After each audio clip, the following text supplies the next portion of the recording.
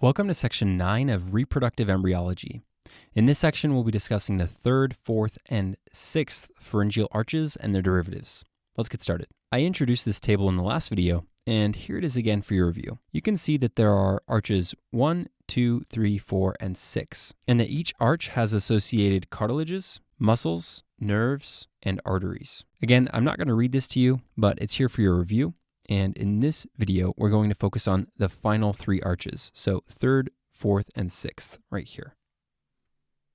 Just like with the last video, this scene will also take place near the Arches National Park. Notice that off to the left of the image, we've included a cabin with a couch that has some head cushions shaped like the number 3. This is here to help you remember the third pharyngeal arch. All the information off to the left by this cabin will be about the third pharyngeal arch. Towards the middle of the image, we've added a 4-square play area. The 4-square is here to help you think of the number 4. So this part of the image will be all about the fourth pharyngeal arch. Finally, off to the right, we've added some adults sitting on the dirt and enjoying a few six-packs. The six-pack should make you think of the number 6 and is here to help you remember that this part of the image is all about the sixth pharyngeal arch. Hopefully with the way we've compartmentalized this information, it'll make it easier to recall the details. All right, now that we've laid out the framework for the image, let's discuss the third pharyngeal arch in more detail. In the last video, we showed a very small kid with a French horn who was waving and saying hi, and this represented the lesser horn of the hyoid. In this video, we'll use a similar symbol, but notice that this kid is pretty chubby. So he represents the greater horn of the hyoid. So chubby kid waving as if saying hi,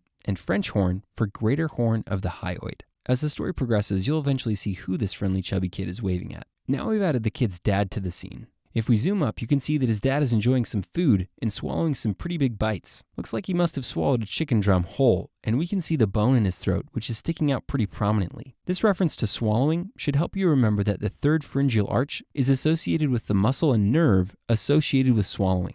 Zooming out a bit more, you can see that we've added a forensic guy along with his canine dog to the scene. There must have been some suspicious activity taking place in these parts, so there appears to be an ongoing investigation. The dad and kid don't seem to care too much though, just sitting back and enjoying the couch. Anyway, the word forensic sounds kind of like pharyngeus in the word stylopharyngeus. So this is here to help you remember the stylopharyngeus muscle. The 9 in canine should make you think of the 9th cranial nerve, which is the glossopharyngeal nerve. So remember, the third pharyngeal arch is associated with the muscle and nerve related to swallowing, including the stylopharyngeus muscle and the glossopharyngeal nerve. All right, if we zoom out a bit more, now we can see why there is an ongoing investigation. Someone died right on the porch. We can see a forensic guy palpating the unfortunate soul's carotid artery to see if he has a pulse, but it appears to be hopeless. This reference to the carotid arteries should help you remember that the third pharyngeal arch gives rise to the common carotid artery and proximal part of the internal carotid artery. The last thing you need to know about the third pharyngeal arch is that it forms the posterior 1/3 of the tongue. However, the third pharyngeal arch isn't the only contributor. The fourth arch also contributes. So notice that we've placed the symbol for this concept right in between the cabin on the left and the 4-square area in the middle. So this dog and the forensics guy right here.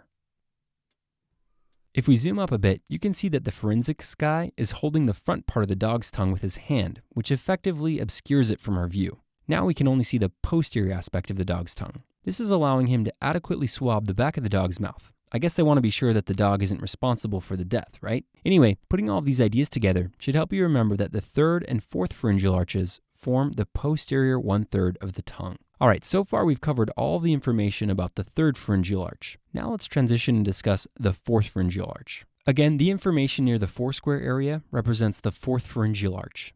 As you can see, we've added a bully to the image. He lost the game of 4-square and is a sore loser, so now he's trying to strangle his opponent near the 4-square area. Luckily, a parent is supervising these rambunctious hooligans and is stopping the bully. Anyway, the bully squeezing the other kid's throat is here to help you think of pharyngeal constriction. So the fourth pharyngeal arch forms most of the pharyngeal constrictor muscles. The poor kid getting strangled is pretty traumatized, and we can see him bawling his eyes out. The word cry sounds like crico, and the fact that his neck is being strangled should make you think of the word thyroid, because this is where the thyroid gland sits, right? Anyways, putting these two ideas together should help you remember that the fourth pharyngeal arch forms the cricothyroid muscle. Finally, the parent is lifting up this bully by his shirt, causing it to cover his head. This kind of resembles a veil, and should make you think of the word veli. The fact that he's getting elevated into the air by the parent should make you think of levator. So putting these ideas together should help you remember that the fourth pharyngeal arch forms the levator veli palatini muscle. All right, now we've added two more components to the image. First, notice the guy off to the right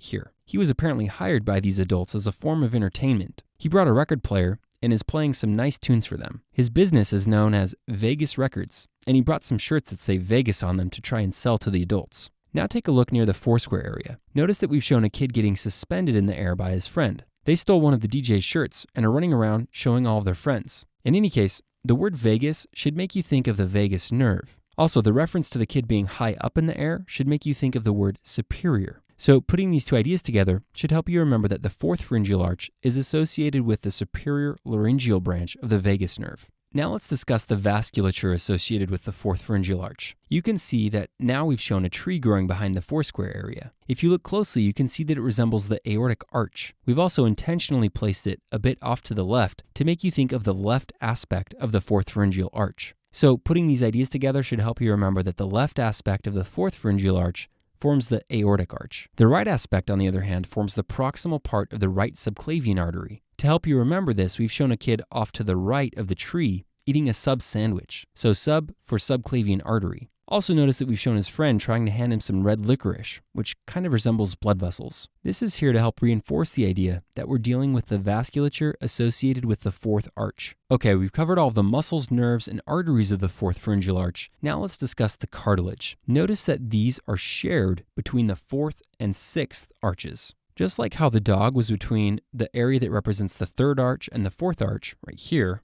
notice that we've included several more elements to the scene, and they are directly between the Foursquare area and the adults with their six-packs, right here. So all of this information will be about both the fourth and sixth pharyngeal arches. Let's zoom up on this so you can see it better.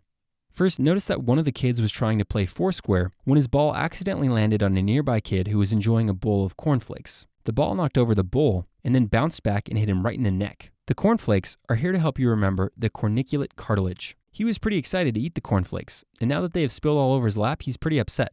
Look at those tears. Anyways, the crying is here to help you remember the cricoid cartilage. Don't get this confused with the other kid right here who's crying. Remember, he was being strangled and simultaneously crying. The reference to the neck plus crying with this kid was here to help you think of cry and thyroid, so cricothyroid. On the other hand, this kid crying without his throat being strangled should just make you think of the cricoid cartilage. So the fourth and sixth pharyngeal arches form the cricoid cartilage. Next, notice that the ball is hitting the other kid directly in the throat where the thyroid gland is. This is to help you remember the thyroid cartilage. A bit below this tragic scene, we can see another bully terrorizing an innocent kid that's minding his own business and trying to study. We can see the bully mindlessly ripping up his homework. The word rip sounds like arytenoid, and is here to help you remember that the fourth and sixth pharyngeal arches form the arytenoid cartilages. Finally, the Q&A quiz that the other kid is working on sounds kind of like cuneiform. Q&A, cuneiform. So the fourth and sixth arches also form the cuneiform cartilage. All right, that's all for the fourth pharyngeal arch. Let's finish up by discussing the remaining portions of the sixth pharyngeal arch.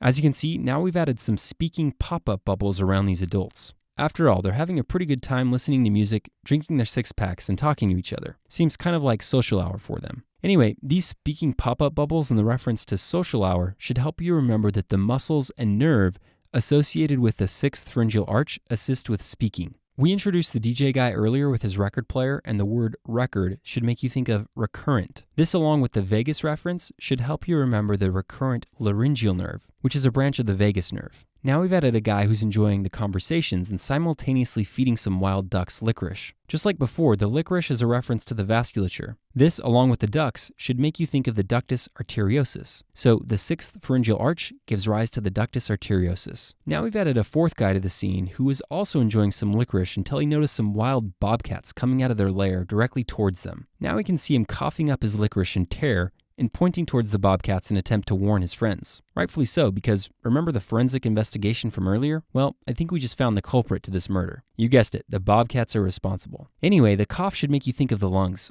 and the licorice should make you think of the lung vasculature. So putting these two ideas together should help you remember that the sixth pharyngeal arch gives rise to the proximal part of the pulmonary arteries. The bobcat's lair is here to help you think of the word larynx. And remember that the sixth arch forms all of the intrinsic muscles of the larynx except the cricothyroid, which is derived from the fourth pharyngeal arch like we discussed earlier. All right, now that we've covered all of the information, let's review with a question. A medical student is being tested on the cranial nerves in a gross anatomy laboratory. A nerve is pinned that is associated with taste and sensation of the posterior one-third of the tongue. The pharyngeal arch associated with this nerve gives rise to which of the following structures? A. Stylohyoid muscle, B. Mylohyoid muscle, C. Levator veli palatini muscle, or D. Stylopharyngeus muscle. Okay, hopefully from the question stem you notice that the cranial nerve being described is the glossopharyngeal nerve, or cranial nerve 9. We can deduce this because only the glossopharyngeal nerve is associated with taste and sensation of the posterior 1/3 of the tongue.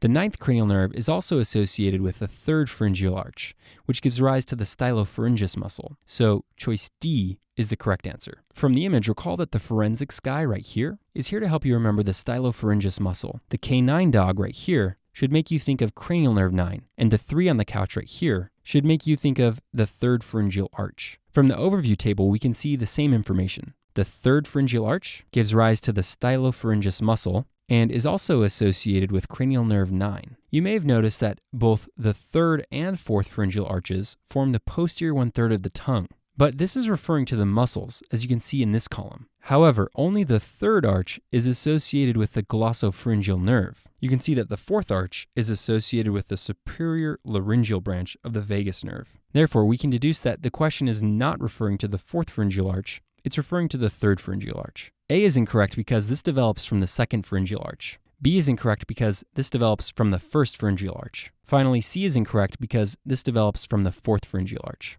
So again, the correct answer is D, the stylopharyngeus muscle. And with that, we've covered everything you need to know about the 3rd, 4th, and 6th pharyngeal arches.